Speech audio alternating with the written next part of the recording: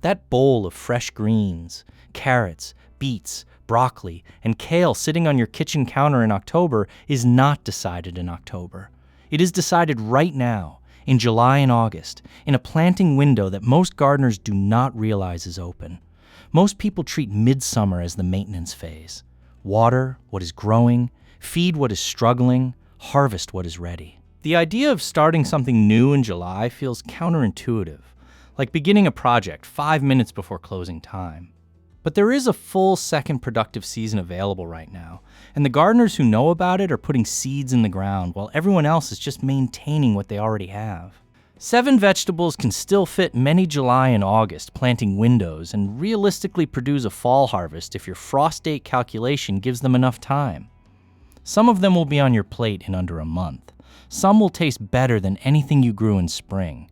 And one of them actually improves every time the temperature drops. Before the crop list, there is one tool worth building, because without it, any planting recommendation you hear is just a guess. Every late season planting decision comes down to one number, your average first fall frost date. That date is your planning anchor. Here is how to use it. Take the days to maturity number from the seed packet of whatever you want to grow. Add 14 days to that number. That buffer accounts for slower germination in warm soil, slower growth as day length shortens through August and September, and the reality that seed packet numbers assume ideal conditions rather than late season ones. The total is how many days you need between planting and your first frost date. For transplant crops, make sure you are using days from transplant, not days from seed. If you are buying seedlings, the clock has already started. If you have more days than that number, plant it. If you do not, move to a faster crop. A concrete example. A gardener whose first frost arrives around October 15th, planting on the 20th of July, has roughly 87 days. A crop with 60 days to maturity plus 14 days buffer needs 74 days. It fits comfortably. A crop with 80 days to maturity needs 94 days. It does not fit, and planting it anyway means racing a deadline the crop cannot meet. Your first frost date is a 2-minute lookup. Your local extension service, a zip code search on the Old Farmer's Almanac website, or a simple search for your city name and average first frost date will give you the number. One important qualifier before moving to the crops. For planning purposes, the first frost date is your conservative deadline, a safe starting point. Several of the crops on this list are cold tolerant enough to continue growing after a light frost, and some of them actually improve in quality once temperatures drop. The frost date tells you when to start planning around. It does not mean everything stops the moment the first frost arrives. Here are the 7 crops that fit most planting windows opening right now, grouped by how they go into the ground and how long they take to get to your table. The first group goes in fast and comes back fast. Radishes are the quickest returnable crop in a home garden. 21 to 30 days from seed to harvest depending on variety. A radish planted this week can be on your plate before August is over. They tolerate summer heat at germination better than most cool season crops, and they transition easily as temperatures drop in September. Worth planting in small successions. A short row every 2 weeks through August keeps a steady supply coming rather than one large harvest all at once. Leaf lettuce takes 45 to 60 days, depending on variety. The distinction between leaf and head varieties matters here. Leaf lettuce matures faster, is more heat tolerant at the seedling stage, and is the right choice for late season planting. Head varieties take longer and are more temperature sensitive during formation.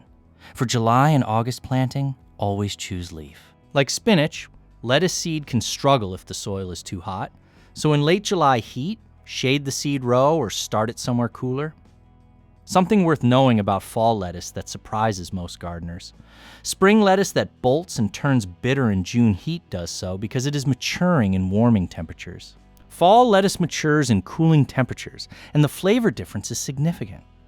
A lettuce harvested in October from a July planting is often noticeably sweeter and crisper than anything grown in spring. The season you associate with poor lettuce quality is not lettuce's fault. It is the direction the temperature was moving. Spinach takes 40 to 50 days and is one of the best fall crops available. Cold hardy enough to survive light frosts, which extends the harvest window past the first frost date. One important note on germination. Spinach can struggle to germinate in hot soil. If your soil temperature is still very warm in late July, give the seed row some help. Water it thoroughly in the evening to cool the surface before morning, shade the row with a board or row cover during the hottest part of the day, or start seeds in a cooler indoor location and transplant once they have sprouted. Spinach is absolutely worth growing for fall, but it will reward a little extra attention at the germination stage if temperatures are still high. The second group takes longer, but produces some of the most satisfying harvests of the season. Carrots need 70 to 80 days, depending on variety. Run the frost date calculation carefully before planting. This is the most time-sensitive crop on the list for gardeners with shorter seasons. But a carrot harvest in October is worth the planning.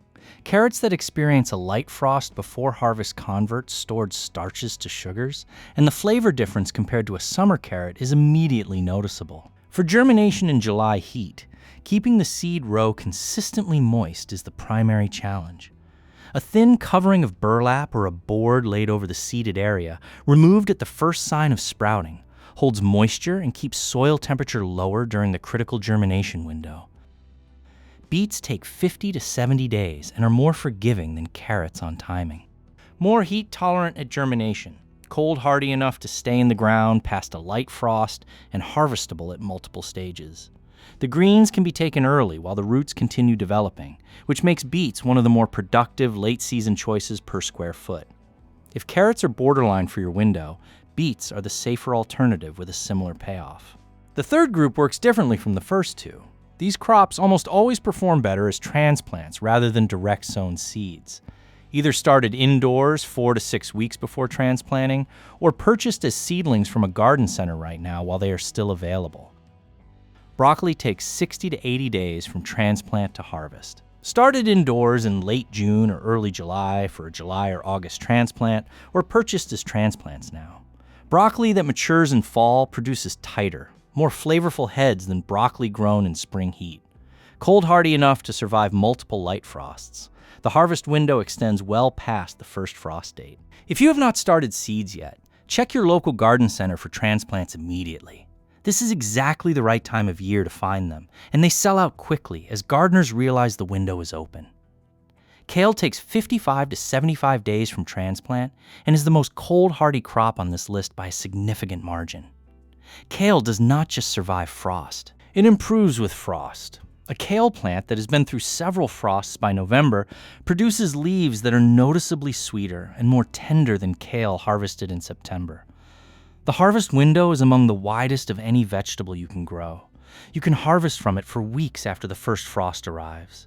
Kale is also the most flexible crop on this list in terms of planting method. If your window is long enough, it can be direct sown.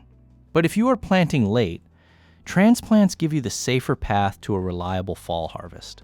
Start with transplants if you are uncertain. If your frost date calculation gives you a longer window than average, or if you are in a warm climate region with an extended fall season. Several additional crops are worth considering. Arugula comes in at 30 to 40 days and is one of the easiest additions to a fall garden. Fast, low maintenance, and distinctly more flavorful in cool temperatures than in heat. Mustard greens run at a similar pace and are worth growing for their cold tolerance and productivity. Turnips at 45 to 60 days are an underused fall crop, harvestable at baby size or full size, and both the root and greens are edible. Cabbage and cauliflower are worth growing if your season allows. Both take longer than the main 7 and are more planning intensive, but a fall cauliflower grown in cooling temperatures is a genuinely different vegetable from a spring one that bolted in June heat. If your planting window is tight, stay with the main 7. If you have room and time beyond that, these 5 are worth exploring. Now the honest section. Several crops that gardeners commonly consider planting in July and August will not make it to harvest in most climates. And knowing which ones to skip protects your time and your garden space for what actually works. Long season summer crops are the main ones to leave out. A tomato transplant put in the ground in late July in most northern and mid-latitude climates will not have enough season to reach meaningful production before frost. Peppers are even slower. Cucumbers and squash can technically germinate and establish, but a plant started from seed in August faces declining day length, dropping temperatures, and increasing disease pressure before it has built the root system and canopy it needs to produce well. The exception is warm climate regions with genuinely long fall seasons and local planting calendars that specifically recommend late summer plantings of these crops. For most gardeners, the time and space are better used for what fits the window. Corn is not worth starting in late July or August in most climates. Corn needs a long season, consistently warm soil for germination, and specific conditions for successful pollination. A late-planted corn crop frequently fails to pollinate before frost or produces ears that never fill out. The window has closed for corn.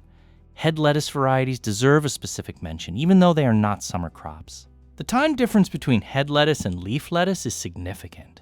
Head lettuce takes considerably longer and is more temperature sensitive during head formation. For late season planting, always choose leaf varieties. Planting head lettuce in late July in most climates is setting up for a harvest that either does not arrive before frost or arrives with poor quality heads. Planting the right crops in the right window still fails if the July and August conditions are not managed correctly at the moment of planting.